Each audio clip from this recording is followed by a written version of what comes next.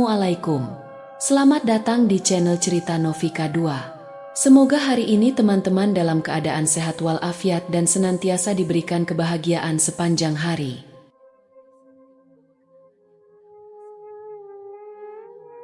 Langit sore itu menggantung rendah. Abu-abu kelabu seperti kapas lembab yang menahan hujan sejak siang tadi. Angin lembut berhembus dari arah utara, membawa bau tanah basah dan suara gemerisik dedaunan kering yang tertinggal di sepanjang pematang sawah. Dimas, seorang mahasiswa semester 5 di kota, sedang berdiri di samping motornya yang terparkir dengan enggan di sisi jalan kecil yang hanya cukup dilalui satu motor. Yah, mogok lagi, gumamnya lirih sambil menendang-nendang tanah di bawah kakinya. Dimas baru saja membantu pamannya, Pak Ranu, mencangkul dan menanam bibit padi di sawah belakang desa.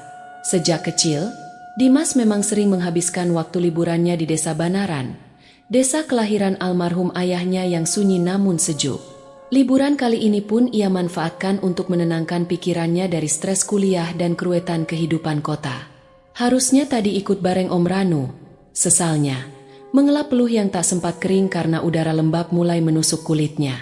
Langit menggelap lebih cepat dari biasanya. Tak lama kemudian, azan maghrib berkumandang dari masjid di ujung desa. Sayup-sayup terbawa angin dan bercampur dengan gemuruh awan yang mulai saling bertabrakan. Dimas menatap sekeliling, melihat hamparan sawah yang luas tak berujung. Hanya satu bangunan reot yang terlihat tak jauh di tengah sawah. Sebuah gubuk tua yang berdiri miring dengan atap rumbia dan dinding kayu lapuk. Berteduh dulu, deh, daripada basah kuyup, pikirnya. Ia mendorong motornya ke arah pematang, menyusuri jalan sempit yang licin dan becek. Beberapa kali kakinya terperosok ke dalam lumpur, tapi ia terus berjalan dengan cepat sebelum hujan benar-benar turun. Petir pertama menyambar ketika ia mencapai pintu gubuk, membuatnya tersentak dan buru-buru membuka pintu kayu yang berderit seperti tangisan orang tua. Bagian dalam gubuk itu gelap dan sempit. Bau apek dan tanah basah menyeruak begitu ia masuk.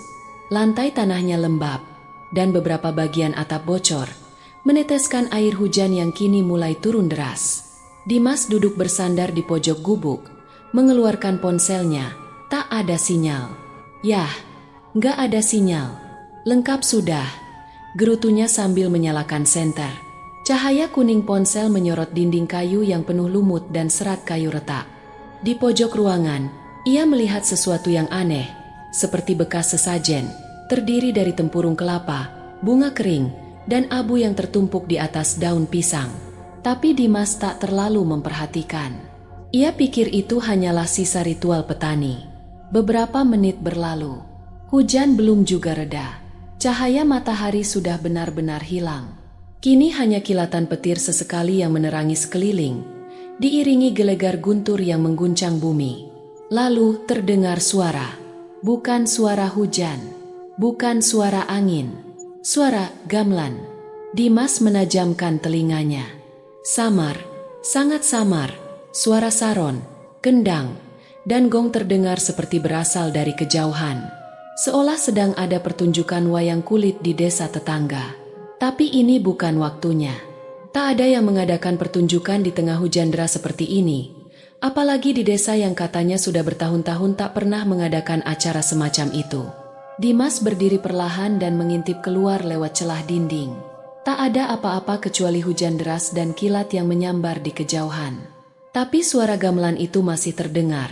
Dan kini terdengar semakin dekat. Detak jantung Dimas mulai meningkat. Ia duduk kembali, berusaha menenangkan diri. Mungkin cuma halusinasi. Mungkin desa lain lagi hajatan, atau cuma petani putar musik dari radio, katanya kepada diri sendiri, walau nadanya tak meyakinkan. Lalu ia mendengar suara langkah. Langkah kaki yang berat, pelan, dan basah, menyusuri pematang yang becek. Plak, plak, plak. Langkah itu makin dekat. Hanya ada satu jalan menuju gubuk itu, dan suara itu jelas berasal dari arah sana. Dimas menahan napas. Ia mematikan senter dan menyelimuti tubuhnya dengan jaket. Suara gamelan seolah berhenti bersamaan dengan langkah yang kini terdengar sangat dekat, tepat di luar pintu. Sunyi. Tak ada suara lagi. Bahkan hujan seperti melambat.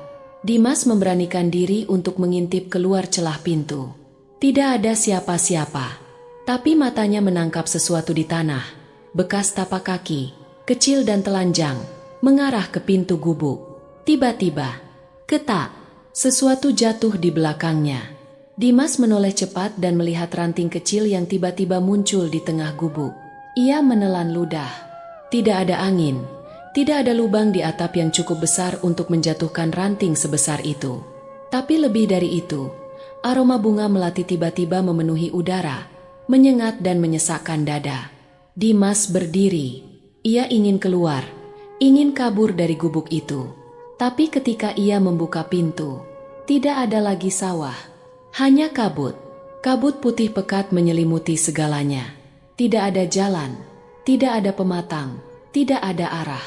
Dimas panik. Ia menoleh ke belakang. Gubuk masih ada, tapi di luar seperti dunia lain. Ia memanggil, berteriak, tapi suaranya terhisap oleh kabut. Tiba-tiba terdengar suara tawa kecil, seperti tawa anak kecil atau perempuan. "Selamat datang, Dimas." Suara itu berkata, berat namun merdu, seolah berasal dari dalam pikirannya sendiri. Tubuh Dimas lemas. Ia terduduk di tanah. Napasnya tersengal. Telinganya berdengung. Dadanya sesak. Gamelan kembali terdengar. Kali ini lebih jelas dan mengerikan. Irama lambat, seperti musik untuk mengantar arwah. Sebelum kesadarannya menghilang, Dimas melihat bayangan samar berdiri di ujung kabut. Sosok perempuan dengan rambut panjang menutupi wajah, mengenakan selendang merah yang melambai perlahan ditiup angin yang tak ada. Lalu semuanya menjadi gelap. Dimas terbangun dengan napas tersengal dan dada berdebar. Keringat dingin membasahi pelipisnya. Meski udara di dalam gubuk begitu menusuk tulang, ia memandang sekeliling. Masih di tempat yang sama. Gubuk reot itu. Dinding-dinding kayu lapuk yang menutup rapat dari segala arah. Dan atap rumbia yang kini bocor di beberapa sudut. Tapi semuanya terasa berbeda. Udara di dalam ruangan tak wajar. Dingin seperti kulkas terbuka. Seolah-olah hawa dingin itu bukan berasal dari luar, melainkan dari dalam tanah. Kabut tipis menyelimuti lantai tanah. Dimas menggosok kedua tangannya, lalu berdiri perlahan sambil menyalakan kembali senter ponselnya. Senter itu menyorot sesuatu yang sebelumnya tak ia perhatikan dengan seksama. Di pojok kanan gubuk, tepat di bawah jendela kayu yang tertutup kain lusuh, terdapat susunan daun pisang kering. Di atasnya ada sisa-sisa sesajen. Kelapa muda yang sudah menghitam, bunga melati layu, dan sebatang dupa yang masih menyisakan sedikit bara di ujungnya. Dimas tertegun. Siapa yang meletakkannya? Tak mungkin ada orang lain yang datang di tengah hujan tadi. Ia semakin resah saat menyadari sesuatu. Di sekitar tempat sesajen itu terdapat jejak kaki. Jejak telapak kaki kecil, basah, seperti bekas berjalan di lumpur. Tapi yang membuat darahnya berdesir dingin, jejak itu tidak mengarah ke pintu masuk. Tidak ada arah masuknya. Jejak itu hanya dimulai dari tengah ruangan. Dimas mundur perlahan. Ia kini berdiri tepat di tengah gubuk, mencoba mengatur napas, mencoba masuk akal. Mungkin itu jejak lama. Batinnya berusaha menenangkan, tapi pikirannya menolak. Bahkan tanah di jejak itu masih basah, seolah baru terbentuk.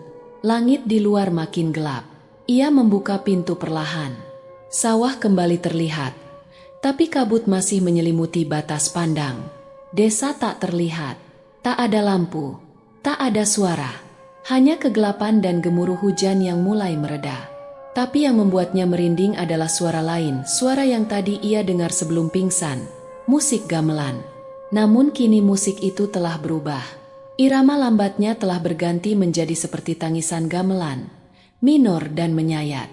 Bukan suara kegembiraan seperti dalam pesta, tapi seperti musik kematian. Ia menutup pintu cepat-cepat, tak tahan mendengarnya. Dimas menyandarkan tubuh di dinding kayu. Dingin, bah.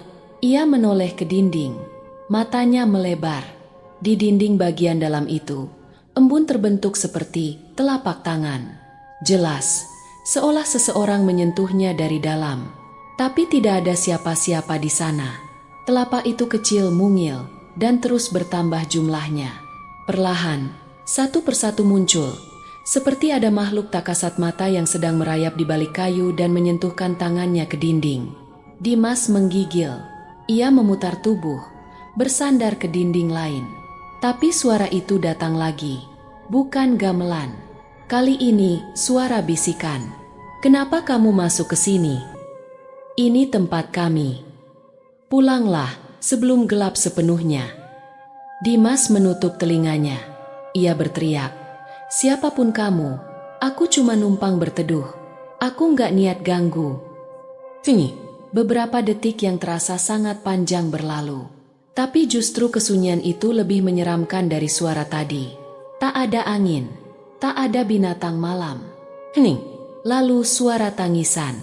Lirih, pelan, tapi jelas. Tangisan perempuan, berasal dari atas. Dari atap gubuk. Dimas mendongak. Tidak ada lubang yang cukup besar untuk manusia bersembunyi di atas sana. Tapi suara itu jelas datang dari atas kepalanya. Tangisan itu kadang terputus oleh isakan. Seperti seseorang yang menahan rasa sakit luar biasa. Tangannya gemetar. Ia menyalakan senter ke atas. Tak terlihat apa-apa selain anyaman rumbia yang kusam dan berdebu. Tangisan itu berhenti. Dan tiba-tiba, duk, sesuatu menghantam atap. Dimas mundur. Senter di tangannya jatuh. Dalam kegelapan itu ia melihat sesuatu tergantung sebentar di sela atap. Seperti rambut panjang yang menjuntai. Lalu hilang. Ia meraba-raba mencari ponselnya. Menyalakan kembali senter. Lampu bergetar di tangannya yang gemetar. Tapi kini gubuk kembali sunyi. Dimas terduduk. Lututnya lemas. Ia tak paham lagi apakah ia masih di dunia nyata. Atau sudah masuk ke dunia lain. Beberapa jam berlalu, atau mungkin hanya menit. Dimas tak yakin. Ponselnya menunjukkan jam 19.43, tapi rasanya waktu berjalan lebih lambat. Ia duduk bersandar di dinding, matanya menatap kosong ke lantai tanah. Pikiran Dimas melayang ke cerita yang pernah ia dengar dulu. Tentang gubuk ini, ia ingat saat kecil, ia pernah bermain peta umpet dengan anak-anak kampung. Salah satu anak, Asep, sempat menunjuk ke arah gubuk ini dan berkata dengan suara pelan, "Jangan ke sana," kata Simbah, "itu gubuknya si Embok Gamelan." Waktu itu Dimas tertawa. Nama itu terdengar aneh. Tapi Asep dengan wajah serius melanjutkan, "Dulu ada dukun perempuan. Dia mainin gamelan sendirian waktu malam-malam. Terus dia disangka ngirim santet karena sawah warga pada gagal panen. Akhirnya dia dibakar hidup-hidup di situ waktu maghrib. Tapi gamelannya tetap bunyi tiap kali hujan turun." Cerita itu tak pernah Dimas percayai. Sampai malam ini, tangannya menyentuh lehernya yang basah. Ia kaget saat menyadari, itu bukan keringat. Itu air, tapi bukan air hujan. Rasanya seperti tetesan dari dalam. Ia menoleh ke langit-langit. Tak ada tetesan. Tapi bajunya basah di bagian bahu dan punggung. Dimas mulai merasa tidak aman. Ia ingin keluar, tapi kabut masih tebal, dan jalan pulang entah kemana. Ia buka pintu perlahan. Kali ini, kabut sudah hilang. Namun pemandangan di luar justru membuat darahnya membeku. Sawah yang tadi hijau kini berwarna coklat tua. Air irigasi yang mengalir di pematang berubah menjadi hitam pekat seperti tinta. Dan di kejauhan, di setiap petak sawah, berdiri boneka-boneka jerami dengan kepala tempurung kelapa. Semuanya menghadap ke arah gubuk, seperti memperhatikan. Dimas menutup pintu. Ia kembali terduduk. Kini tak ada pilihan selain menunggu pagi. Namun suara tangisan dari atap kembali terdengar. Lebih keras, lebih pilu. Dimas tak tahan. Ia berdiri. "Siapa kamu? Kenapa ganggu aku? Aku nggak salah apa-apa." Tangisan itu berhenti. Kemudian terdengar suara langkah dari atas atap, perlahan, mendekat. Lalu suara seseorang meluncur turun melalui dinding luar. Tok tok tok. Seseorang mengetuk pintu gubuk dari luar. 1 ketukan, 2 ketukan, 3 ketukan. Dimas membeku. Napasnya tertahan. "Dimas." Suara perempuan memanggil dari luar. "Aku kedinginan, bukakan pintunya." Itu bukan suara orang asing. Itu suara yang sangat dikenalnya. Suara almarhum ibunya. Air mata Dimas mengalir. Tak mungkin. Ibunya sudah meninggal 2 tahun lalu karena stroke. Ia sendiri menyaksikan pemakamannya. "Dimas, nak, mama nggak kuat di luar, buka." "Ya." Tangannya terulur ke gagang pintu. Tapi otaknya menjerit untuk tidak melakukannya. "Jangan buka, jangan buka." Pikirnya keras-keras. Namun tangannya seolah bergerak sendiri. Saat gagang pintu terputar, tiba-tiba terdengar suara gamelan menggelegar dari luar. Petir menyambar bersamaan. Pintu terayun terbuka. Tak ada siapa-siapa. Hanya sawah gelap dan boneka-boneka jerami yang kini lebih dekat, lebih banyak, dan semuanya menghadap langsung ke gubuk, seolah sedang menonton pertunjukan. Dimas menutup pintu dengan cepat dan mengganjalnya dengan balok kayu. Ia terduduk, menutup wajahnya, menangis dalam diam. Dan dari kejauhan suara gamelan masih berbunyi. Terus dan terus. Hujan kembali turun. Deras, mengguyur atap gubuk yang sudah lapuk hingga menimbulkan suara seperti ribuan paku dipukul bersamaan. Dimas duduk bersandar di dinding. Tubuhnya gemetar dalam balutan jaket tipis yang sudah basah. Senter ponselnya masih menyala. Namun baterai kini tinggal 12%. Sinyal tetap nihil. Malam telah sepenuhnya menelan dunia luar. Tidak ada cahaya dari desa. Tidak ada kunang-kunang, jangkrik, atau kodok bersuara. Bahkan angin pun terasa berhenti. Yang terdengar hanyalah suara hujan, gelegar petir, dan gelegak panik dari dada Dimas. Ia tahu ini bukan malam biasa. Sesuatu yang mengerikan sedang menunggunya di luar sana. Dan ia tak punya tempat lain untuk lari. Dimas memandangi pintu gubuk yang kini ia ganjal dengan balok kayu.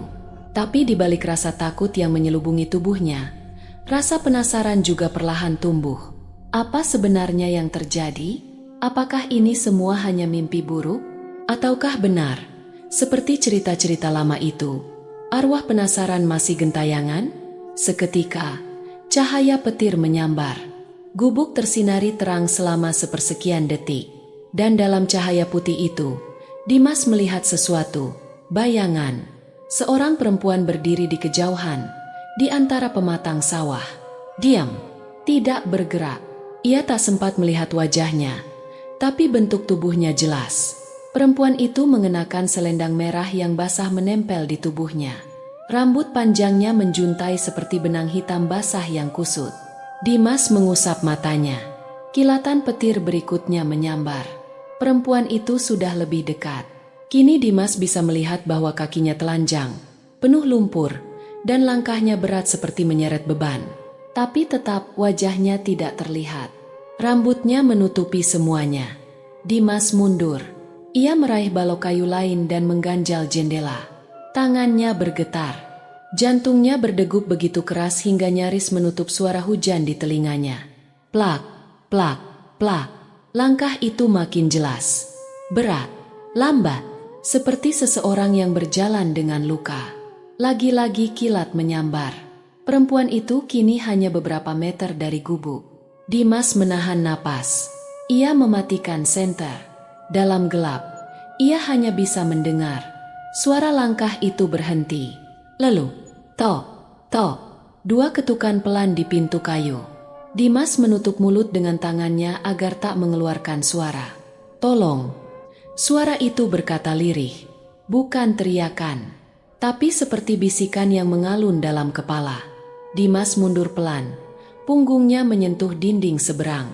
Tangannya menggapai kayu runcing di pojok ruangan, bekas alat pertanian yang ditinggalkan. Jika sosok itu berhasil masuk, ia tidak punya pilihan lain. Tok, tok, tok. 3 ketukan lagi. Kini lebih keras. Dimas bukakan. Aku kedinginan. Suara itu melengking, menyayat hati, sekaligus mengerikan. Seperti suara perempuan yang pernah manis, tapi telah hancur oleh kematian. Aku tahu kamu di dalam, kamu lihat aku, kamu dengar aku. Tiba-tiba angin menerpa gubuk dari segala arah. Suara gamelan kembali terdengar, mengalun rendah dan pelan. Kali ini tidak seperti musik dari kejauhan, tapi seperti berasal dari bawah tanah, dari akar-akar padi, dari lumpur. Dimas berjongkok, mencoba menutup telinganya, tapi suara itu merasuk langsung ke dalam kepala. Lalu, secara perlahan, suara ketukan berubah menjadi goresan, seperti kuku yang menggaruk kayu. Perlahan, memanjang, menusuk hati. Dimas bangkit dan menjerit, "Pergi, aku nggak ganggu kamu. Aku cuma mau pulang." Tak ada jawaban. Hujan semakin deras, membasahi dinding-dinding kayu dari celah-celah atap. Dimas mendekati celah jendela, mengintip keluar dengan gemetar. Perempuan itu masih di sana, tapi kini tidak berdiri. Ia merayap memutari gubuk sambil menyeret rambut dan tubuhnya yang basah berlumpur. Tangannya mencakar tanah, dan setiap kali hujan menyambar, Dimas bisa melihat sekelebat tubuhnya melingkari bangunan kecil itu. Seolah sedang mencari celah, Dimas kembali ke tengah ruangan, berlutut dan menunduk. Ia memejamkan mata. Tak ada doa yang keluar. Tak ada kalimat yang mampu ia lafalkan. Otaknya kosong, seluruh tubuhnya gemetar. Tiba-tiba segalanya hening. Hujan berhenti, suara gamelan lenyap. Dimas membuka mata perlahan. Masih gelap, tapi sunyi ini lebih menakutkan dari semua suara sebelumnya. Kemudian, tap, suara langkah dari dalam ruangan, bukan dari luar. Dimas mendongak. Di hadapannya berdiri kaki perempuan, telanjang, penuh lumpur, dan berdarah. Ia mendongak perlahan. Perempuan itu kini di dalam gubuk. Entah bagaimana ia masuk. Wajahnya masih tertutup rambut, tapi tubuhnya menggigil, seperti habis tenggelam. Dimas mencoba mundur, tapi kakinya tak bisa digerakkan. Perempuan itu berbicara, lirih seperti angin berbisik. "Sawah ini bukan milik siapapun. Gubuk ini bukan tempat berteduh. Kau sudah masuk tanpa izin. Kau harus bayar." Tiba-tiba perempuan itu mengangkat tangan. Di telapak tangannya, Dimas melihat seutas benang merah menyala yang ujungnya mengarah ke dada Dimas sendiri. Ia menjerit. Dalam sekejap, semuanya kembali gelap. Dimas terbangun dengan tubuh bersimbah peluh. Nafasnya terengah. Ia memeriksa sekeliling. Gubuk itu kosong, tidak ada perempuan, tidak ada suara. Ia melihat keluar. Langit mulai terang, kabut menghilang, hujan berhenti. Apakah semuanya mimpi? Tapi kemudian matanya tertumbuk pada sesuatu di lantai tanah. Sebuah selendang merah, basah dan penuh lumpur. Pagi yang datang bukanlah pagi yang biasa. Langit abu-abu, mentari tak benar-benar menampakkan diri, dan kabut tipis masih menyelimuti punggung bukit yang mengelilingi desa. Dimas berdiri mematung di ambang pintu gubuk, memandangi selendang merah yang tergeletak di lantai tanah, basah dan berbau lumpur. Ia ingin percaya bahwa semua yang terjadi semalam hanyalah mimpi buruk. Tapi selendang itu nyata. Dan lebih dari itu, bau harum melati yang samar-samar masih tercium, meski hujan sudah reda. Dimas melangkah perlahan keluar dari gubuk. Langkah pertamanya terasa berat, seolah tanah menahan kakinya. Tapi ia memaksakan diri. Ia harus kembali ke desa. Ia harus mencari jawaban. Dan yang paling penting, ia harus mencari neneknya. 2 jam kemudian, Dimas tiba di rumah neneknya, Bu Warni, seorang perempuan tua yang tetap kokoh meski usia telah membungkukkan punggungnya. Neneknya menyambut Dimas dengan wajah pucat. Tak ada pertanyaan. Tak ada kejutan, seolah Bu Warni sudah tahu. "Masuk, Le," katanya lirih. Dimas duduk di kursi rotan yang sudah tua, masih mencoba mengatur napas. Tubuhnya gatal dan dingin, pakaian masih basah, dan aroma lumpur melekat di seluruh tubuhnya. Tapi itu tak lagi penting. Ada sesuatu yang jauh lebih besar dari ketidaknyamanan fisik ini. "Nek," katanya pelan. "Aku semalam berteduh di gubuk tengah sawah." Suasana langsung membeku. Bu Warni menegakkan tubuhnya perlahan. Kamu berteduh di gubuk tua itu? Tanyanya, nyaris seperti bisikan. Dimas mengangguk. Seketika itu juga, neneknya memalingkan wajah dan menutup mulut dengan tangan gemetar. Air matanya menetes tanpa suara. Kenapa kamu nggak dengar pesan Simbah dulu? Kenapa kamu berteduh di sana waktu maghrib? Gumamnya dengan suara bergetar. Dimas memegang tangan neneknya. Aku nggak tahu, Nek. Hujan deras. Motorku mogok. Aku pikir cuma gubuk kosong. Tapi, ada sesuatu di sana. Ada perempuan pakai selendang merah, dia masuk ke dalam gubuk. Aku dengar suara gamelan, bisikan, tangisan dari atap. Bu Warni menutup matanya rapat. Tangisnya kini terdengar. Sudah terjadi lagi. Astaga Gusti. Dimas menatap neneknya penuh tanya. Siapa dia, Nek? Apa sebenarnya gubuk itu? Setelah beberapa saat menenangkan diri, Bu Warni pun mulai bercerita. Suaranya pelan namun penuh ketegasan. Dulu, waktu Simbah masih muda, ada seorang perempuan tua. Namanya Mbah Sari. Orang-orang memanggilnya Mbok Gamelan karena dia suka main gamelan sendirian di gubuk itu. Dia bukan dukun sembarangan. Katanya, dia bisa bicara dengan tanah dan air. Orang-orang dulu sering minta tolong padanya buat pengairan sawah, mengusir hama, bahkan menyuburkan tanah. Tapi waktu kemarau panjang datang, panen gagal, dan orang-orang mulai menyalahkan dia. Mereka bilang Mbah Sari sengaja mengutuk sawah biar orang-orang tergantung padanya. Ada yang bilang dia murka karena warga sudah tak hormat. Ada pula yang bilang dia sakit hati karena anak semata wayangnya mati tenggelam di irigasi. Puncaknya, malam Jumat Kliwon waktu maghrib, warga menyeret Mbah Sari ke gubuk itu dan membakarnya hidup-hidup bersama alat gamelannya. Sejak malam itu, gamelan sering terdengar saat hujan turun, apalagi waktu maghrib. Warga desa sepakat, gubuk itu dikosongkan. Tak boleh dimasuki, apalagi setelah banyak kejadian. Dimas menelan ludah. Kejadian apa maksudnya? Anak-anak muda iseng pernah bermalam di sana. Ada yang hilang, ada yang pulang tapi jadi bisu seumur hidup. Ada juga yang ditemukan tengah malam duduk di sawah sambil main gamelan dari ranting dan batu, matanya kosong. Sejak itu, kami tak berani lagi mendekat, apalagi waktu maghrib. Dimas merasa lemas. Apa yang dialaminya bukan halusinasi. Semuanya nyata. Sosok perempuan itu nyata. Bu Warni menatap cucunya dalam-dalam. Tapi kamu, Dimas, kamu masih bisa pulang. Itu artinya dia belum mengambilmu. Hari mulai menjelang sore. Dimas merasa tubuhnya semakin berat.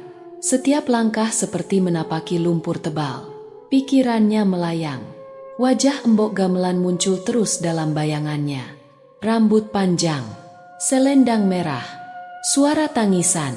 Sore itu, Dimas kembali ke kamar. Ia hendak membasuh tubuh, tapi saat melepas bajunya, ia tersentak. Dari dada hingga perutnya, ada garis merah samar seperti benang. Seolah sesuatu mengikatnya dari dalam. Ia menyentuhnya. Garis itu terasa hangat, dan entah dari mana, terdengar gamelan lirih dari kejauhan. Gemetar, Dimas jatuh terduduk. Malamnya, hujan kembali turun, lebih deras dari malam sebelumnya. Suara gemuruh tak berhenti, seperti bumi sendiri tengah meraung. Dimas tertidur di kamarnya, namun mimpinya gelap dan dalam. Dalam mimpi itu, ia kembali berada di tengah sawah. Tapi bukan sawah seperti biasanya. Airnya hitam, tanahnya merah darah. Di setiap pematang berdiri orang-orangan sawah yang kini bergerak pelan, memainkan gamelan dari bambu dan tulang. Dan di tengahnya, duduk sosok perempuan tua dengan mata putih seluruhnya. Tangannya memainkan bonang dari tempurung kelapa. Dan di sekelilingnya, puluhan wajah tak dikenal, pucat, membatu, seolah arwah yang terjebak di antara hidup dan mati. Dimas berjalan ke arahnya, tak bisa mengendalikan kakinya. Perempuan itu berbicara, "Kau sudah masuk saat matahari tenggelam. Kau membuka pintu yang seharusnya tertutup. Sekarang kau bagian dari kisah ini." Gamelan bergemuruh, sawah berguncang, Dimas berteriak. Ia terbangun, tapi bukan di ranjangnya. Dimas mendapati dirinya terbaring di tengah sawah. Tubuhnya basah kuyup, lumpur menutupi seluruh tubuhnya. Bajunya koyak, selendang merah melilit pergelangan tangannya. Dan di sekelilingnya, tidak ada apa-apa kecuali suara malam. Ia menatap langit. Maghrib sudah lama berlalu, tapi gamelan masih terdengar. Dimas terbangun dengan tubuh berat dan nyeri di seluruh persendian. Matanya perlahan terbuka, disambut cahaya matahari yang menyilaukan dari sela-sela pepohonan. Ia terbaring di pematang sawah, bajunya penuh lumpur kering, dan selendang merah masih terlilit di pergelangan tangan kanannya. Ia duduk perlahan, berusaha mengingat. Terakhir ia berada di rumah nenek. Lalu mimpi, atau entah nyata, ia kembali berada di tengah sawah yang asing, dihadapkan pada perempuan tua dan puluhan wajah tak dikenal. Wajah-wajah yang kini terasa begitu nyata hingga napasnya tercekat. Dimas bangkit dan berjalan kembali ke desa, melewati jalan setapak yang biasa ia lalui. Tapi saat ia tiba di ujung desa, semua terasa berbeda. Warga yang melihatnya tertegun. Seorang ibu-ibu menjerit pelan dan berlari ke dalam rumah. Anak-anak berhenti bermain, menatap Dimas seperti melihat makhluk asing. Dimas terdiam, wajahnya bingung. Baru ketika Bu Warni, neneknya, muncul dari balik pintu depan rumah sambil berteriak lirih. "Dimas, astagfirullah. Kamu kemana saja 2 hari ini, Le?" Dimas tersentak. 2 hari? Enggak, Nek, aku cuma semalam. Bu Warni memeluk cucunya erat-erat. "Kamu menghilang sejak malam Jumat. Orang-orang mencarimu. Polisi sempat ke sawah, tapi nggak ada jejak. Bahkan motormu sudah ditarik warga ke pinggir jalan. Kami semua pikir kamu dibawa ke alam lain." Dimas gemetar. Ia tak lagi bisa membedakan antara mimpi dan kenyataan. Tapi yang jelas, waktu tidak berjalan normal baginya. Malam itu, Dimas tak bisa tidur. Setiap kali ia memejamkan mata, sosok perempuan berselendang merah datang dalam mimpinya. Wajahnya tetap tak terlihat, tapi suara dan sorot matanya tertanam dalam pikiran Dimas. Janji itu belum ditepati. "Keturunanmu harus menyelesaikannya sebelum senja datang lagi. Aku menunggu di tempat perjanjian." Gamelan mengiringi suara itu. Merasuk seperti nyanyian pemanggil roh. Pagi harinya, Dimas memaksa Bu Warni untuk menceritakan lebih banyak. Ada sesuatu yang neneknya sembunyikan. Ia tahu, awalnya Bu Warni menolak. Tapi setelah Dimas bersumpah ia tidak bisa lari dari semua ini, perempuan tua itu akhirnya membuka tabir masa lalu yang selama ini dikubur. Dulu, simbah buyutmu, namanya Mbah Jatmiko, adalah orang pertama yang meminta bantuan Mbah Sari untuk membuka saluran irigasi desa ini. Mereka membuat perjanjian. Mbah Sari akan membantu alirkan air dari mata air keramat di hutan agar sawah-sawah tak kekeringan. Tapi dengan satu syarat. "Syaratnya?" tanya Dimas. Napasnya tercekat. Mbah Jatmiko dan keturunannya harus memberi sesaji setiap malam Jumat Kliwon menjelang maghrib. Bukan sembarangan sesaji, tapi bunga melati segar, kendi berisi air dari mata air awal, dan sehelai kain merah sebagai simbol penghormatan. Itu harus dilakukan selama 7 turunan. Dan sudah berapa kali dilakukan? Bu Warni terdiam. Matanya mulai berkaca-kaca. Setelah generasi ketiga, orang mulai melupakan. Tradisi dianggap tahayul. Gubuk dikosongkan. Mbah Sari dilupakan. Dan akhirnya dia dibakar hidup-hidup. Perjanjiannya dilanggar. Jiwanya tak tenang. Dimas merasakan dadanya berat, seolah warisan dosa yang tidak ia kenal tiba-tiba dilempar ke pundaknya. "Jadi aku harus menyelesaikan perjanjian itu." Bu Warni mengangguk pelan. "Kamu keturunan ke-7, Le." Hari itu, Dimas mempersiapkan diri. Bersama Bu Warni, ia menyiapkan sesaji sesuai yang disebutkan dalam cerita lama. Bunga melati segar, kendi tanah liat berisi air dari mata air tua di hutan, dan kain merah yang disulam neneknya sendiri.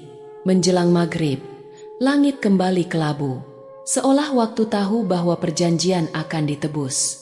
Angin mulai berembus kencang, udara menjadi lembab, dan suara alam seperti berhenti untuk memberi jalan. Dimas berjalan menuju gubuk tua itu sekali lagi. Kali ini bukan untuk berteduh, tapi untuk memenuhi janji yang dilanggar oleh leluhurnya. Bu Warni mengantarnya sampai batas pematang. Ingat, Le, jangan bicara sembarangan. Letakkan sesaji dengan hati bersih. Jangan berpaling sampai suara gamelan berhenti. Dimas mengangguk. Ia melangkah sendiri. Setiap langkahnya terasa berat, seperti bumi berusaha menariknya kembali. Sesampainya di gubuk, langit menggelap. Azan maghrib baru saja berkumandang. Tanpa suara, hujan mulai turun. Deras, seperti malam-malam sebelumnya. Dimas masuk ke dalam gubuk. Ia meletakkan bunga melati di pojok tempat ia dulu melihat bekas sesajen. Kendi ia letakkan di sampingnya, lalu membentangkan kain merah tepat di tengah lantai tanah. Embok Sari, katanya pelan, menunduk. Aku datang untuk menyelesaikan janji dari keturunan Mbah Jatmiko. Gamelan langsung terdengar, pelan, namun pasti. Kali ini tidak mengerikan. Suaranya sendu, seperti nyanyian perpisahan. Dimas tetap menunduk, seperti yang dipesankan neneknya. Ia tidak bergerak, tidak bersuara, hanya memejamkan mata dan membiarkan hujan merasuk melalui celah atap. Tiba-tiba udara berubah. Bau melati memenuhi ruangan, dan langkah pelan mendekat. Kali ini tidak berat, tidak menyeret. Langkah lembut seperti penari. Dimas merasakan kehadiran sosok itu di depannya, tapi ia tidak membuka mata. Ia hanya berkata lirih, "Aku minta maaf atas kesalahan leluhurku. Aku datang bukan membawa takut, tapi hormat. Tenanglah, Embok, kembalilah ke alammu." Tinggi. Kemudian suara itu terdengar lagi. 7 turunan telah kulalui, tapi hanya engkau yang datang dengan hati lurus. Perjanjian selesai. Tapi ingat, gubuk ini bukan tempat berteduh. Ia adalah penanda bahwa tanah dan jiwa tak boleh diingkari. Gamelan berhenti, angin berhenti, hujan berhenti. Dimas membuka mata perlahan. Gubuk kosong, tapi bunga melati sudah tak ada. Air kendi mengering, dan kain merah yang tadi ia letakkan kini melambai pelan, tergantung di langit-langit gubuk, seperti bendera yang menandakan akhir sebuah perang. Malam itu, Dimas pulang ke rumah dengan langkah ringan. Tapi matanya menyimpan luka masa lalu yang kini telah ia bawa sepenuhnya ke dalam dirinya. Bu Warni menyambut dengan senyum lega. "Kamu sudah menepati janji. Sekarang biarlah ia beristirahat." Namun sejak malam itu, Dimas mulai bisa mendengar hal-hal yang tidak semua orang dengar. Suara air yang mengalir seperti berbicara, angin yang berdesir membawa bisikan, dan gamelan tetap terdengar. Tapi kini, hanya dia yang bisa mendengarnya, karena ia kini adalah penjaga perjanjian. Langit sore itu kembali memerah kelam. Awan menggantung berat, dan aroma tanah basah seperti mendahului turunnya hujan. Di pundak Dimas tergantung tas kecil berisi sesajen, bunga melati segar, sebatang dupa kemenyan, air dari mata air keramat, dan sepotong kain merah tua yang dijahit sendiri oleh Bu Warni dengan doa-doa kuno yang hanya diketahui perempuan tua di desa. Langkah Dimas mantap menapaki pematang sawah, menyusuri jalan setapak yang mengarah ke gubuk tua. Hanya suara angin yang menemani, dan detak jantungnya yang kini berdetak tenang, bukan karena ia tak lagi takut, tetapi karena ia telah menerima takdirnya. Hari ini bukan untuk menyelesaikan perjanjian, itu sudah dilakukan. Hari ini adalah untuk menghormati, dan mungkin untuk berpamitan. Sesampainya di gubuk, Dimas berhenti sejenak. Bangunan itu masih sama, reot, kayu lapuk, atap rumbia hampir runtuh. Tapi ada yang berbeda. Udara di sekitarnya lebih hening, lebih berat, seperti ruang antara dua dunia yang menunggu untuk dibuka kembali. Ia membuka pintu perlahan. Engselnya berderit lirih, seperti mengenali tamu yang sudah akrab. Di dalam, ia duduk bersila di tengah ruangan.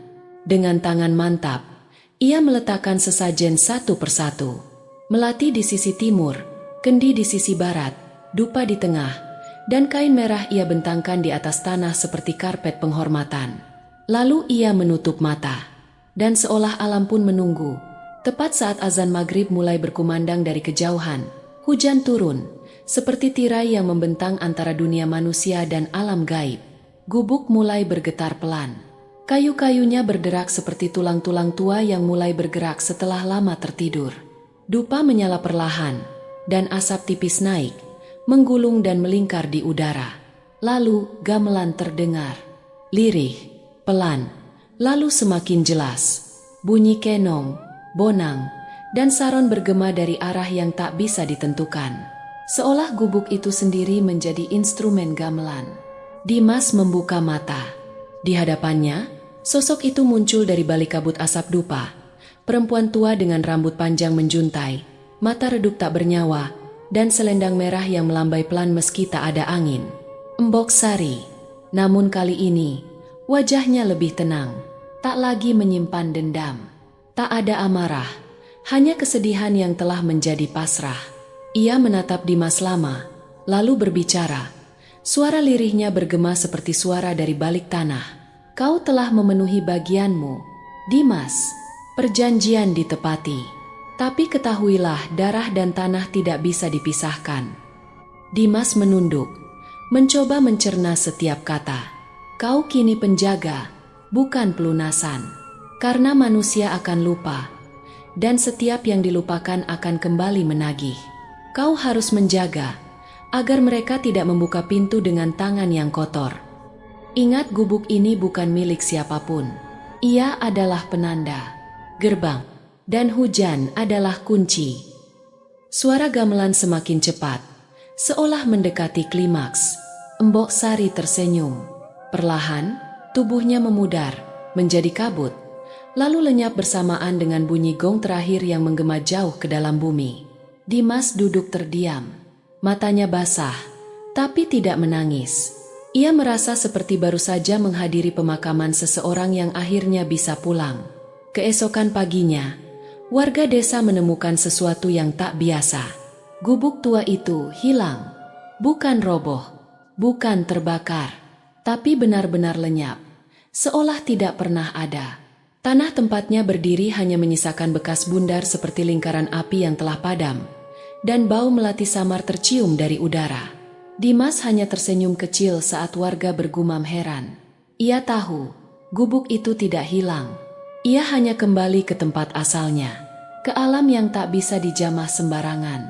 Namun mulai hari itu, setiap kali hujan turun menjelang maghrib, terutama di malam Jumat Kliwon, sebagian warga masih bisa mendengar suara gamelan samar-samar dari tengah sawah. Kadang hanya 1-2 nada, kadang mengalun lama seperti mengiringi tarian arwah.